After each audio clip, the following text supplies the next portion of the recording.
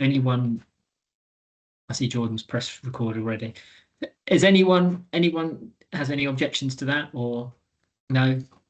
Thank you very much. Well, first of all, welcome and thank you very much for coming. And I hope you've had a good start to the year.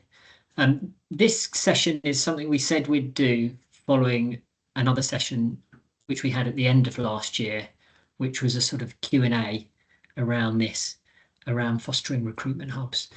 And so we've called this one myth busting, and I'm pleased to be joined by two colleagues who manage fostering hubs, who we can say hello to in a minute.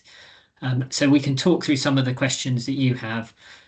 What we'll start by doing is addressing a couple of the questions that came out before Christmas, and then over to you for anything that you've got. So please do use the chat or put your hand up, and let's have this as a sort of discussion. So my name's John Cox, and I'm the lead for Mutual Ventures, who are the delivery partner for the Department for Education on this programme. And we've been working on this since its inception back in mid-2023, when the first hubs began to plan their approaches. So let me introduce you to a few other people as well. First of all, there's my colleague Anya, who many of you already know. Yeah, I was going to say hi everyone. I recognise some of the faces on the call. And yeah, if people don't know me, I've been supporting some of the hubs, as John said, since the middle of 2023. So 4 of the hubs to mobilise, implement and then launch last year. So nice to see some familiar faces. And we have Rebecca Blunn from West London. Hi, Rebecca. Yeah, hi there. My name's Rebecca. I have the pleasure in leading the hub in West London. It's nice to be here today. Yeah, and we were hoping to be joined by Tracy Lally from Greater Manchester.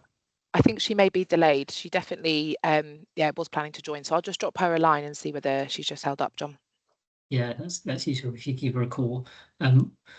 So we'll, as I said, let's use the combined knowledge here to address some of those questions that you might have. So get your thinking caps on for that. Can we start with the question that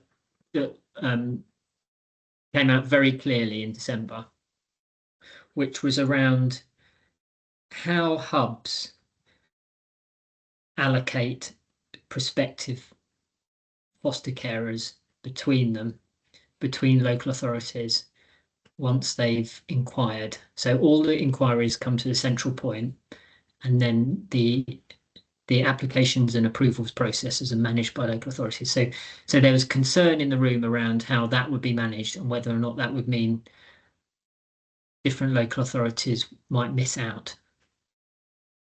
So Rebecca, perhaps you could say a bit about that.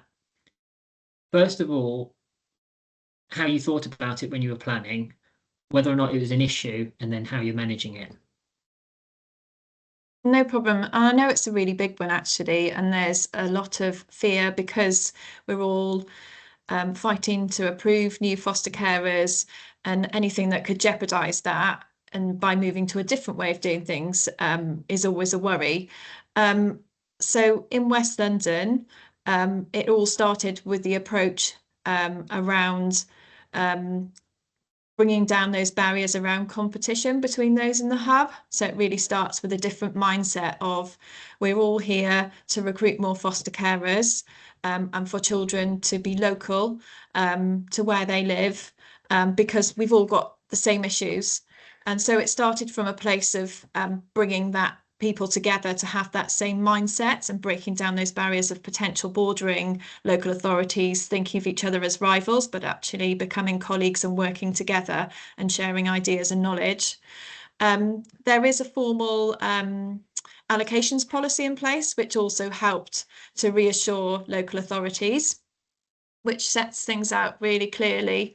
I know that different hubs have done it in different ways, but the way we did it in West London is that if people didn't show a preference for where they wanted to foster for, we would always assume that ask them questions about where they lived and who they paid their council tax to, as a good indicator of where they might want to consider. If, for instance, there may be other factors for that particular applicant. For instance, they may have only just moved to a particular area, and actually their job, their social support network, their children's schools, everywhere they spend on the weekend is actually a bordering local authority, that might be a second factor that they might want to consider. But actually, by bringing people together and thinking about what does everyone want if for their local authorities, actually the main priority for everyone was having enough foster carers local to them. And whilst we all may have foster carers from bordering areas, the priority was to have foster carers in their own area fostering for them. And so that's what we set out in our policy. The first question is, what is your postcode and who you pay your council tax to? And then the second question, if they're still not sure that they want to foster for that local authority, is, well, where do you spend most of your time? Moving on to the reality. So all that's very good on paper, but what's it like in reality? What happens in the hubs are that each of the local authorities continue to do their local level marketing campaign. So they're out in the community, they are meeting people, they are doing information events at a local level, on top of the work we're doing regionally. So as a region, we're taking on the digital platform search, Google, Facebook, things like that. And so things that each of the local authorities do at a local level really bring through inquiries for the particular local authorities. And if people are referred by that local authority based on the conversations they've had with that local authority, they will remain as that local authority. We don't tend to ask questions, oh, well, if your postcode is somewhere else, what do you want to consider your more local authority? Actually, we stick with that particular local authority. So anything you do through your own work, through your events, remain as your local authority. And our case management systems are very sophisticated, so they will flag that. So you have particular contact forms for your own local authority. So anything that's entered through that, we will know to start conversations about whichever particular local authority you're for. For instance, Kirklees, it would flag it up saying you've had an inquiry for Kirklees, then we'll call them and immediately start sending information packs in relation to that. For those that come through our own interests through search, Google, Facebook, they come in as a foster for with West London. We will start off by asking where they live, and then that is where we will base our conversations around, because that's our top criteria for talking about where that particular inquiry will go. Most people aren't interested in finding out what's in it for them to go for, say, Kirklees over Hull. Which one's better for me? What am I going to get more money wise? Most of the people that we speak to who are interested in fostering aren't interested in having a verbatim list of what the things are for each local authority. It's not about that, and that's not the kind of people that want to foster in general. So I would say it's only maybe a couple of times have we had someone say, I want to know where I'm going to be paid more, and that's the one I want to go for. Most of the time we are never pitching local authorities against one another. They mostly want to foster locally, and it's not about that battle about which one is going to give me more and which one has a different offer. And so actually, if you do have slightly different offers, it's not really an issue ever, in terms of the conversations we have. And so the reality is the people just want to foster, and more practical for them is to foster for their local council. I hope that answers your question.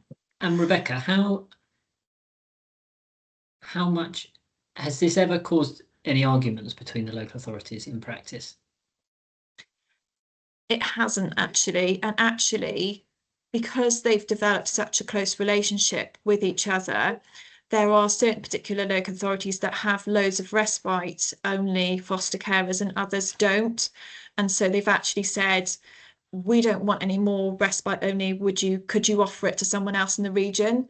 And so what we've been able to do is actually move people to different local authorities because they don't have that particular need, or somebody hasn't got a particular need for babies, but another local authority does. And so actually there's more working together than rivalry and going, oh, that's caused me conflict. So the answer is no, not in reality, no. Yeah. Thank you for that. So, colleagues on the court, we know this is a significant issue, and it was a big conversation for discussion in setting up the hubs, and then actually in reality it's not really been the issue that people have anticipated at all. As Rebecca has just said, I was going to say, please ask questions. Jane. Yeah, I'm just wondering whether Hull are a unitary authority. I've mentioned this, I know, a few times. We're very small. We're something like 28 square miles, with a very high number of children looked after, just under 800 children looked after. 25% of our existing foster carers come from outside of our postcode area. 45% of our current applicants come from outside of our postcode area. I think we're in a really unusual position because we're a very small unitary authority. About half of our HU postcodes are outside of Hull. They're in another local authority area. Are there any other authorities in a situation like this? Because, and I know I have had this conversation, but my worry is, absolutely, I agree. We think regionally, collaboration, it's all really positive. But the children that I'm responsible for are still Hull's children, and I've got nearly 800 of them. So if 45% of my applicants to foster are from outside of Hull, then how has that worked? I can't. That's my worry. So in London, although our local authorities are still very, very small, some of them, and some of them may be smaller even than Hull, and a lot of their general population of foster carers are outside of their area currently, and sometimes foster carers choose to foster for a local authority outside the area. And I suppose it's the local level. How do you currently find foster carers outside of your area?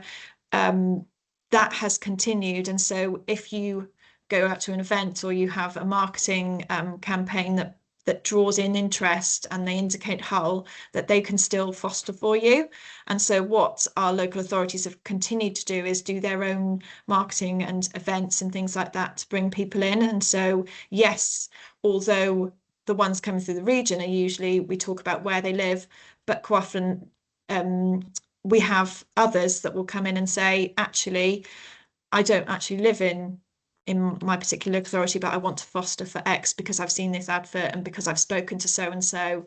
And so all that crossover still does happen, but we don't kind of pitch people to each other, if that makes sense. So there is still people who choose, and IFAs have been attracted as well because of the different marketing. We've managed to draw in people who are currently working for independent fostering agencies and being able to bring them in. And so that's an added kind of cohort of potential foster carers joining the area. It does make sense. I think my worry is still that, as I say, 45% of my current applicants are from outside my postcode area, and that would potentially be devastating to the children that I need to find places for.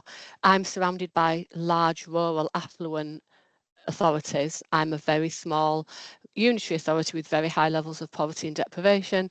And so, we rely on the fact that a high number of our applicants, and they're still local, because as I say, our more affluent suburbs around our unitary authority are not in Hull. And that's where I think we differ to others. I just wondered if there is, I know you've explained London's setup, but I don't know whether there are any other unitary authorities in this same position. And because to me, I can just see it's a massive risk. So Jane, I think, so we might not get to the bottom of this on this call, but I know there are a few others in that. So one that's not in a hub that's considering it at the moment is Solihull, who's on the edge of Birmingham, and they actually recruit mostly from Birmingham, I think. So they've got the same questions as you. I know Newcastle. Southampton. Southampton and Hampshire. So I think, I definitely know Newcastle because it's got, there's North Tyneside and the surrounding ones.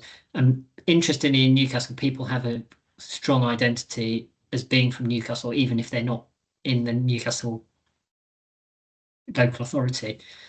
So I think we could, that's a concern we can look into a bit more, but we understand exactly where you're coming from. Michelle?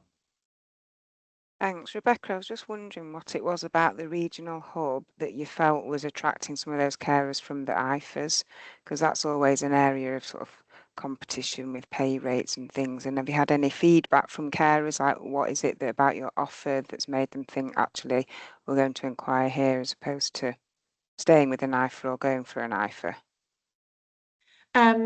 So in terms of diverting people away from IFAs, that's been on the economies of scale in terms of the marketing. So what we've been able to do by working as 8 local authorities together is to compete with the Google search. So when people type in fostering London, we're able to compete as a unified London area to be at the top of the search, and so people aren't immediately drawn to IFAs. And I understand that it's because we're all working together and not bidding against each other for the same search terms. We're now working together to be highest. So that's one element of it. The other element is the way we're marketing. So again, we're making sure we're present across with a consistent branding logo across social media, bringing in new areas that we can work with in terms of Facebook. We're using metadata a lot, and again, that works better when and it's more accurate when you're working as a wider area.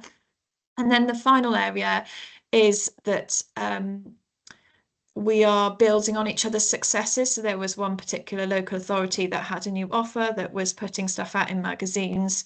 When that worked really well, when IFAs were drawn into that particular advert, we were then able to share that across the other local authorities to then they could do a similar approach. And so whilst it's not perfect, I think there's still a lot to go to compete against IFAs. That sharing of information, if particular, I can know as a region that one particular local authority is drawing a lot of IFA transfers, we can reflect on what that is that particular local authority is doing at a local level, and then share that so that it can be mirrored across others. And what that was a particular advert in a particular magazine, and so the others then at Christmas did a similar sort of approach with a similar sort of messaging to do the same thing. Thanks, that's helpful. So it's the power of the marketing, isn't it? And sort of pushing the power of IFAs down marketing, on yeah, that search optimization. exactly. Coming together, we can do it. We can try individually, but coming together, you are not competing against each other, but also you have a bigger pot to then bid against those IFAs who are grabbing those Google searches. Thanks. Thanks both. Suzanne? Hi, I'm Susan Whiteley from City of Doncaster Council. It was just a question for Rebecca, a bit of a follow-up really. Are you working with any partners in terms of the digital marketing? I'm just thinking about the Google searches in terms of what is within the scope and abilities of local authorities to be able to do within their own IT departments, etc. Or are you working with somebody more specific? Yeah, so the setup we have been trying, piloting in the first year, because obviously it's untested, is that we have employed a part-time marketing coordinator for West London. And then we went out to tender for a digital marketing provider to then manage that social media account and those searches. Some people in hubs have gone for several different platforms. In West London, we've kept it simple in just doing the Google and the Facebook.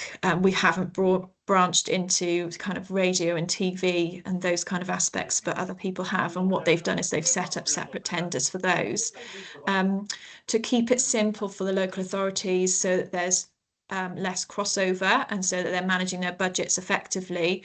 What West London has done is to very much draw a line and be really clear about what West London are doing and what is being done at a local level. And what West London have decided is that they will take over the digital fight in terms of the online platform of Google and Facebook advertising and all kind of things to do with that. And then at a local level, you will continue with your local events, for instance, in the community, building up those community relationships, building up your brand in terms of we haven't yet got our own sort of social media account in terms of, you know, putting up posts on those kind of things, but working at that more local level, that is very much done by each of the individual local authorities who know their own communities, because we felt that to try and do that at the region, we might miss those key community groups that you have already got relationships with, and to be able to cover such a wide area, we'd miss, and the budget we have would be rather diluted. And so to take that sort of digital side off your budget, you can then repurpose that to focusing on more local level stuff. And you could decide to do local magazines, flyer drops, radio and things like that, but you'd get that right for you. Whereas we couldn't take a broad approach to, as a region, to get that, make sure we got that right for everyone, if that makes sense. Yeah, it does. Thank you. That was really helpful. Thanks. And Anya, you've worked across a number of the hubs in development and working with them now. Any thoughts on that in terms of marketing and what people are doing differently? Yeah, I just popped, I was just kind of following up from some of what Rebecca was saying there. In some of the other hubs, they've been focused also on Sky and ITV regional ads in their areas, and then they're using the kind of monthly comms network where we bring all the comms leads together to actually compare the impact of those. In particular, Sky and ITV have slightly different pricings, ways that you can target. So quite useful for them to see the impact of those over time. And I think, to be honest, Rebecca's hit the nail on the head. We actually had our comms network this week, and they were talking explicitly about what they're doing regionally and what's the message they're trying to get out there regionally, which is myth busting around what is fostering, actually who can be a foster carer, but then having a picture across their region of what each local authority might be doing month on month. And so local authorities doing the much more specific campaigns that might be linked to kind of their local area or specific sufficiency challenges or types of carers, but then the regional umbrella where they can repost local authority social media, they can kind of get those myths out there. So I think there's a real opportunity to think about, as Rebecca said, where can you regionally add that benefit, amplify that specific local authority campaigning that you're doing as well. And you just referred there to a communications network. So there's groups within, not just within hubs, but across the hubs. So there's 10 hubs at the moment to share what's working and what isn't. And I know when it comes to marketing data, there's a lot more sophistication now in terms of sources of referrals, of, you know, and there's a kind of move away in generally from the traditional maybe back of the bus advert to, can we do more digital? Can we do more that's trying new things? Jenny. It's more of an observation than a question, really. I agree with what you're saying about, you know, marketing the digital arena, but I think for me, one of the things that worries me, and I just sort of Googled foster in London, because obviously we're not anywhere near London, so I don't know what comes up, and it's the words that the IFAs use. So the first thing was Fostering London Limited, London Fostering Agencies, National Fostering Group. So there's so many terms that the IFAs use that sound like you could be fostering for your local authority, that one of my worries is that the hubs all having slightly different names gets a little bit lost in that. If it was a member of the public, you wouldn't know whether Fostering London or Fostering West London was your local authority or an IFA, would you? So I think there's definitely, for me, some work that needs to be done really in having a look at how we, on a national level, convey that we are the local authority, we're not an IFA. And my worry is that the hubs all having different branding and slightly different names, is perhaps only adding to the confusion of that picture for members of the public that are just, you know, Googling and don't know which thing they're clicking on. I think the IFAs are very, very sneaky and are very good at trying to disguise themselves as the local or national option. And obviously not declaring their hand when people ring up and make those inquiries. So it's just an observation on that, really, rather than a question. That's interesting. I think you're right. Go on, Rebecca. Yeah, sorry. Oh, I was just going to say, I think you're right. And I think we're very aware of that, trying to keep to the national colours. So we have opted to keep with the purple and the yellow to try and grow that brand with the hopes that others will keep that same colour. But we know that we're not there. And so we very much make sure that we talk about that when we speak to people, but also we need to improve our website. Our website is very much a lift and shift from before. We know that we need to make that clearer using your own known local authority branding on our websites to try and bring that home, and it will take time to kind of even compete with your own branding that will have been known for some time. I think it is interesting as well, Jenny, that so in East London, the hub has for the reasons you say, is deliberately called itself local community fostering. But actually, there's nothing to stop an IFA calling themselves that. So, you know, it's a difficult one to kind of differentiate yourself. Jane. Yeah, I think I'm just kind of thinking some of it through, but when we have analysed all of our recruitment data, all of our successful applications and approvals have tended to be from local marketing, which I think is interesting. We have done some informal like foster foyer council work with partners, but actually, and I don't know how successful it was for other partners in the authority, but all our applications are still coming from our local work, not from the Foster for Your Council. And we did things like Sky adverts and joint websites and things. But generally, it seems like, and what everybody's saying is that the local advertising is what's successful. So I suppose I'm just wondering, you know, at the first year this is funded, I get that. The second year we pay half, third year we pay all. So it's just working out, you know, how much is the benefit if what we all know and we all seem to be agreeing that it's the local level stuff that's successful and brings people in. Well, just to respond to that a little bit, so Rebecca's hub has been up and running since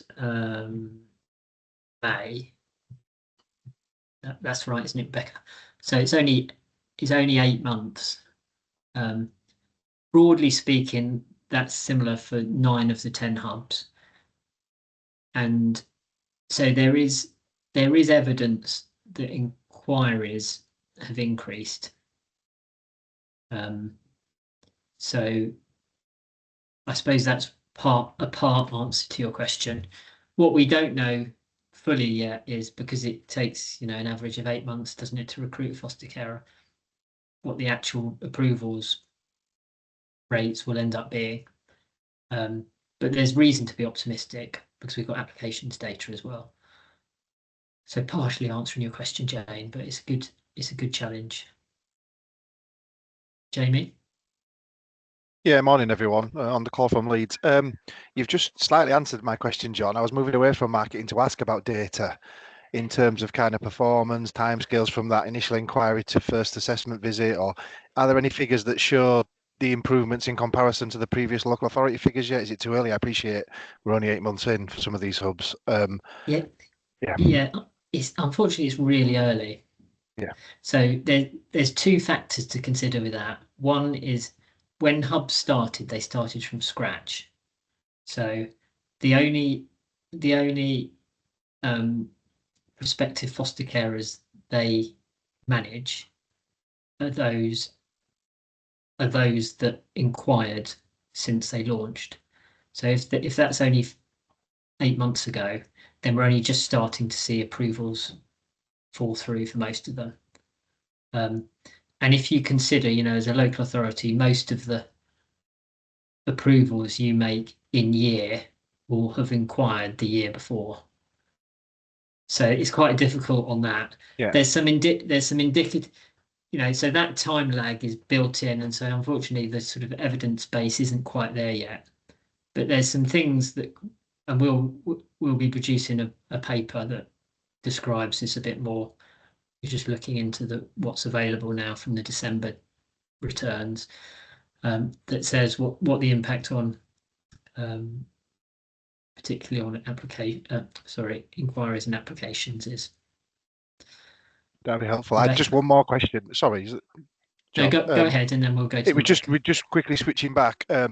You mentioned earlier, Rebecca, about local authorities still maintaining their independence in terms of regional recruitment events and things like that. When linking, has there been any work as part of a hub of that as well, combining those resources to link in? We've talked about within Yorkshire in particular, working train stations, for example, that would benefit all on that network, if that makes sense. You know what I mean? The Leeds, York, different geography, I appreciate where you are, but is there kind of combined events as well as the maintained individual ones going on?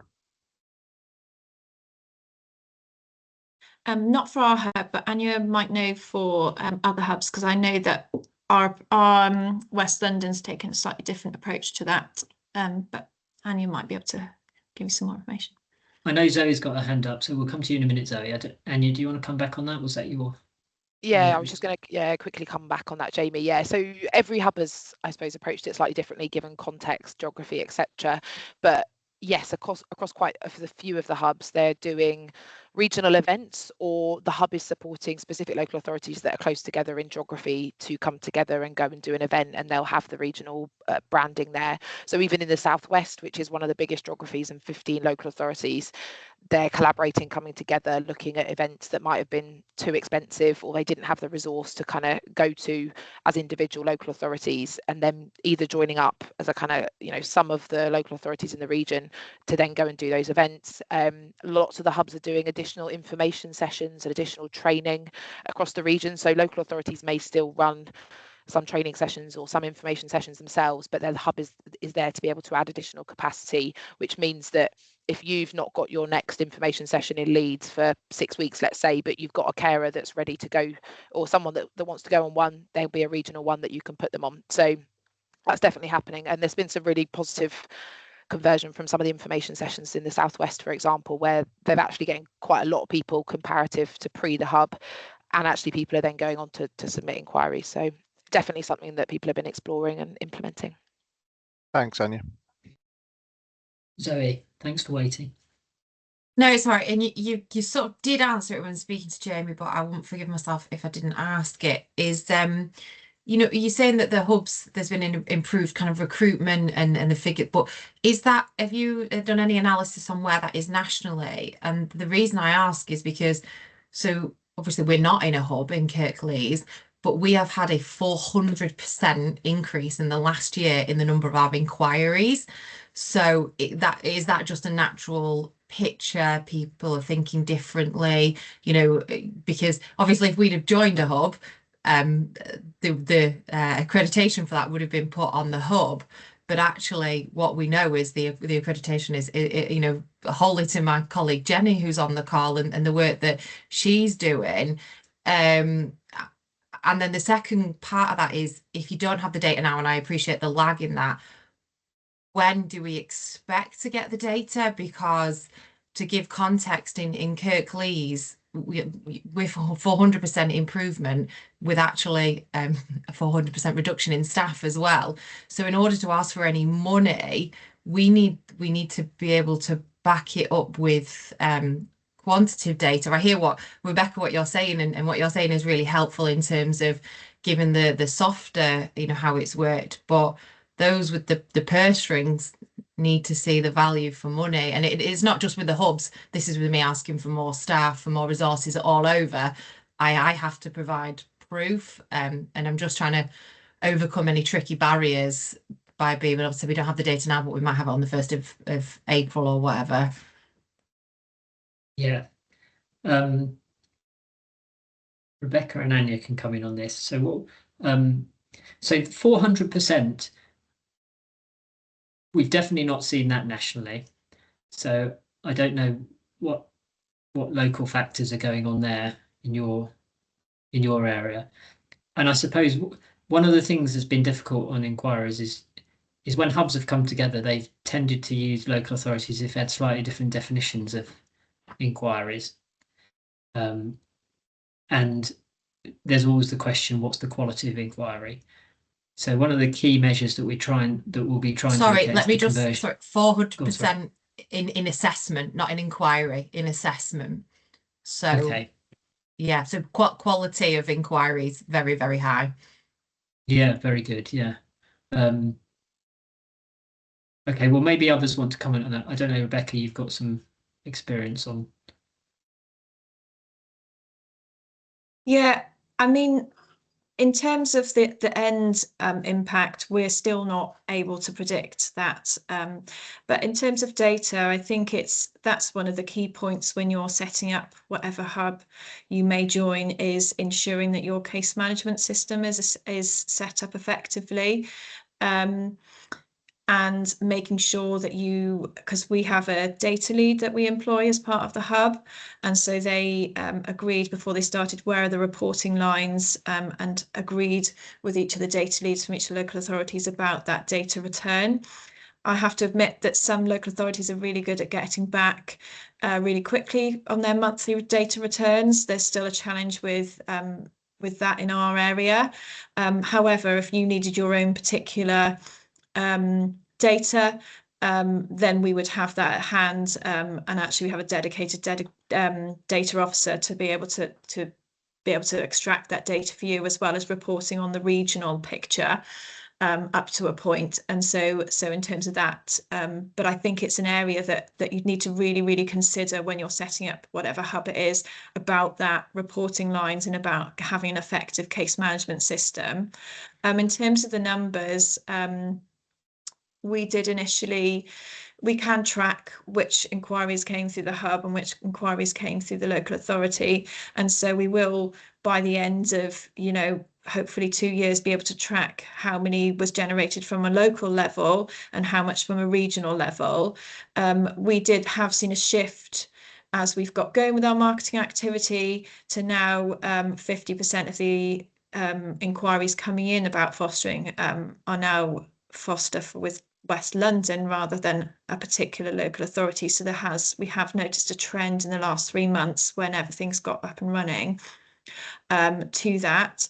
And that then has been an uplift from the previous years for each of the local authorities. They're seeing an increase in the number compared to last year. And that's all we can compare against at the moment. Anya, do you want to make a point? Yeah, I was just going to quickly, and I think, Rebecca, you've covered it really, but around the how you set up the monitoring of inquiries. So I think, Zoe, you're totally right. Individually, each local authority will need to continue to make business cases around certain things. And I think Rebecca said it's how you can track if someone submits a web contact form, whether that's come from Kirklees fostering page on your local authority website, whether that's come on, Foster with West London. And I know lots of the hubs, when they're having that initial inquiry conversation, if someone says they heard about fostering from an event, drilling in to understand whether that was a local authority event or a hub event, so that you can continue to report on that. And then just to say, lots of the hubs have either kind of regular meetings or ad hoc meetings they'll have with specific local authorities if there are questions, if you've done an event and you're not seeing what you would expect to drill in and check the data as well. So I think some of this, comes down to how you can monitor inquiries and the progression of inquiries through the journey. Does that answer at least some of your questions, Zoe? And I think the question on how long until we've got compelling evidence, I think it depends what the evidence. So if it's cast iron evidence on approvals, that's going to be a little while because of that time lag, that sort of 8 months time lag, plus the fact that the hubs didn't have inquiries the previous year or any on holds to manage. And I suppose approvals in itself is a tricky figure, because I know we've lost a couple in assessment, but things like parents have died and things like no one can plan for that. That's not saying there was anything wrong with the recruitment process. just life events happen. So that's why we're timed in at the moment to discuss numbers in assessment, because that implies that they've got through stage 1, that, you know, we've done the rough checks and that they are, you know, legitimate. And it's very rare. We have very low numbers of dropout in stage 2.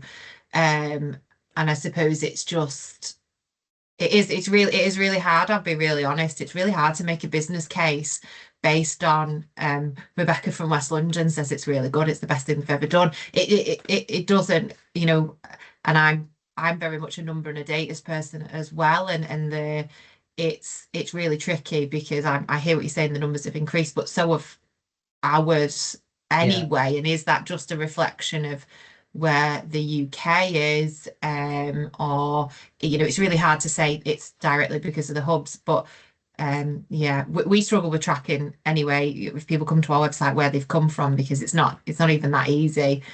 So I suppose I'm just trying to look at what might be stumbling blocks and trying to address them now.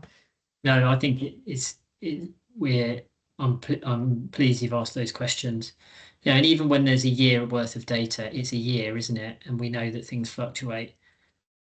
So we can share. We will share what we've got in February, won't we, Anya? Jane. Yeah, I was just picking up actually on Zoe's point. I think that's a really good point. We have also had 100% last year, on the year before, 100% increase in inquiries and 100% increase in approvals.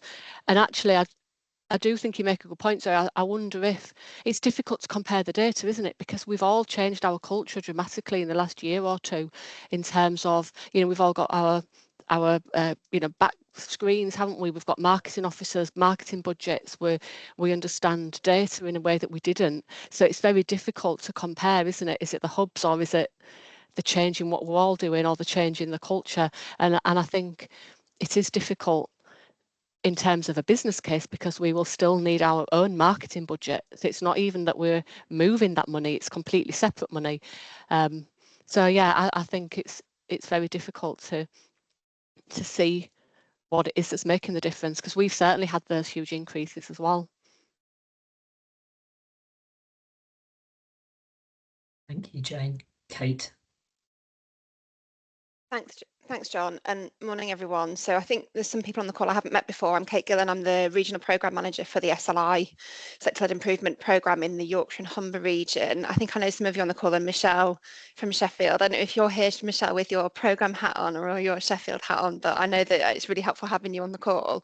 I've listened into the conversation and it's been really helpful, because we're in a place at the moment with our regional programme, with our funding from the department, whether that's children's social care or SEND, and then the money that local authorities put in as part of a regional pot. We're in quite a significant transformation of that programme at the moment, and one of the really big things that are going to help kind of kick off the new priorities, the direction of travel over the next couple of financial years, is the annual peer challenge events that we have coming up in March and April, and the preparation around that, and the discussions that I'm having with directors at the moment around work streams, priority work streams that we want to maybe bring into the programme that maybe haven't been there before, because of the direction setting on reforms that were published at the end of the last calendar year. So this feels like what I'm hearing in the call is there's huge amounts of like really positive work in the region, and a really good practice that actually we need to kind of maybe come together and share and work and understand what is existing and what are our specific challenges and barriers and worries. And I think there's a really purposeful bit of work to be done in that space for us as a region. So SLI sector-led improvement. So just really briefly, we get a couple of grants from the DfE directly into the region. We get one that's focused on things like children's social care and work to support and innovate practice in that space. And then we also get one for SEND. So with that work, I mean, it's not a huge amount of money, it's not in the millions. But it's there to support the annual peer challenge events, the front door health checks, peer reviews for SEND, all that sort of stuff. So we're doing the transformation of that programme at the moment, and I think this is a really, whilst it's not kind of worked out in in terms of working out for this particular EOI deadline, I know that the conversations are still ongoing, but I think in the background anyway, there's a really positive conversation regionally for us to have and to reflect on. So that was just, I wanted to just say that, just so that, because I've made loads of notes about what people are saying, and so that I can kind of have those follow-up conversations and link them into the transformation work that Michelle and I are doing on the regional programme, because I don't want those to get lost, and I want to be able to use those in conversations and work going forward. So I hope that's helpful. Thank you, Kate. And I think, as everyone's probably observed, broadly there's a move from government to encouraging collaboration on a regional basis, but obviously you need to make sure that works for children and children in the region and children in your areas. Zoe? I just wanted to come in there and just I think one of the things I'm struggling with is we do work really well as a region already, and I don't know if that's necessarily replicated in other areas of the country, but we do get together certainly as regional service managers regularly, and I know from a recruitment perspective the recruitment team managers get together as well. So you know, I wouldn't want anybody to think that we didn't. I know definitely in West Yorkshire we do, and I wouldn't want anybody to think that as local authorities we don't work well together. It's certainly something that I think our directors have said that they want and have actively promoted. So we do already have a really good, and we've already done some of the things, sort of the Sky adverts and things we have already combined together to do. So I just wanted to make, I didn't mean to insinuate that we weren't doing that as a region. I think what I mean is trying to make sure that the profile of that is raised up into the programme, and having a look at if there's anything that the programme can attribute to kind of bolstering some of the work that perhaps we aren't doing from part of the national hub work. And I think that's more what I mean, because I think if it's a case that it's not quite, you know, there are things that we need to unpick regionally. How do we bring that conversation and lift that conversation up, give it the profile it needs to be able to attribute potentially some of our regional funding into that, unpick it and do it that way. So it was more about that. But I know that there's fantastic regional, there's fantastic regional working going on in so many different parts of all of the services that I'm getting to grips with and working with. So yeah, no, that thanks for raising that, Zoe. Thanks both. Does anyone have any last questions? Well, we've got Rebecca here. I'm sorry, we were expecting Tracy from Manchester, who hasn't made it. Anyone any questions for Rebecca?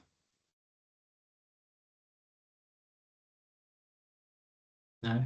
Okay. Well, if I just sort of draw us to a close, I think, and then everyone's got a few minutes back before their next meeting. Jenny.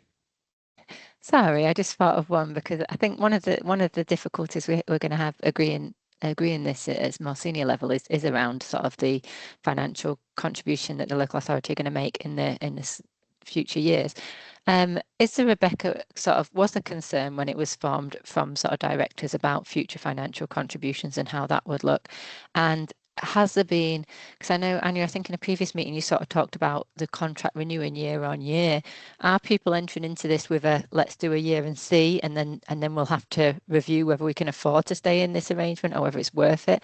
Or is it kind of you signing and that's your commitment and then you have to pay? You know, I'm just trying to think about some of the pushback that might come back on finances. Yeah, I mean, it's constantly on my mind and on our agenda to kind of think about that, and having a really good governance structure and understanding that has been really key to kind of making sure that's important. I don't think there's an easy answer to your question. I think each local authorities are in different financial circumstances. So there are local authorities in hubs that are actually in very difficult financial situations. I think most of the local authorities are in that place of being financially stringent and really looking after their money. I think that the advantage so far has been the 100% contribution and then dropping to 50%. The economies of scale also work in terms of that if you want to try things, that actually you're only paying a smaller proportion of that. And so the actual figures for paid by each local authority at 50% is actually at a level that is okay for those commitments. I think that our thought is that we're hoping by the end of the 2 years that we will have a business case to be able to provide to each of the local authorities to provide a funding on an ongoing basis, that we will have that spend to save kind of argument. We don't have that at the moment, and that's why it's up to a local level. The way that the hub progresses and the spending and where it reaches can be tailored. So we have gone through kind of options in terms of bronze, silver, gold, what is the consensus? And so that is an option that can be explored and things like that, depending on the budgets of people. But it's not at a level, because we're still being part funded, where it would be a significant investment for each of the local authorities to date. We've kept ourselves small and we've had some underspend, which has really helped us. That will become difficult. We know we need that business case to be able to get any further funding moving forward. I can't tell you what that'll be like, but it will be hard, I think. And so, Jane, this has been a wider conversation, as you can imagine, among all the hubs who are in the process now of agreeing local authority budgets. And I suppose there's a couple of things I'd say. First is, in Rebecca's cohort of hubs, it was at a time where there was a change of government, 1 year spending reviews, all that sort of stuff. I think you'll have seen the budget and you'll have seen the DfE's policy statement last year, which certainly makes it clear that fostering is a priority. So I'd be optimistic about that in terms of future certainty around some of the revenue, albeit there will always need to be, later years contribution from local authorities. I think the second thing I said, and this comes from conversations with local authorities, is that as many of them are articulating the business case essentially in the business case is made by, if you can save one child in your local authority from spending time in residential care and go to foster care instead, that pays the contribution for the year. And so in the nub, in a kind of sentence, that's the business case. That might not work for all local authorities, but that's being used. I think I will draw us for a close now, if that's okay. So thank you all. If you have any questions following this, Anya's around, so please contact her. We'll be sharing a document that outlines what we've discussed today and a copy of this recording if any colleagues want to listen to it.